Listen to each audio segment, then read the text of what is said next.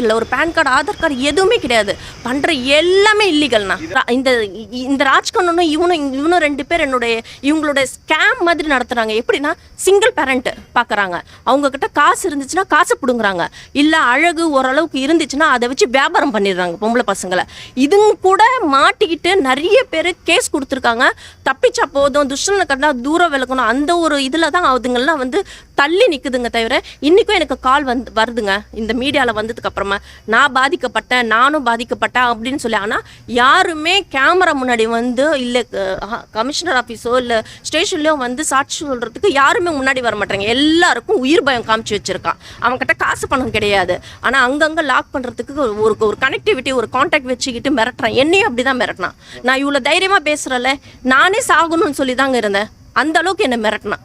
அதனால என் மேலே இருக்க தப்பு எதுவும் கிடையாது. இந்த மோசடி புகார்ன்றது ஒரு விஷயம், இது ஃபேக்கானது.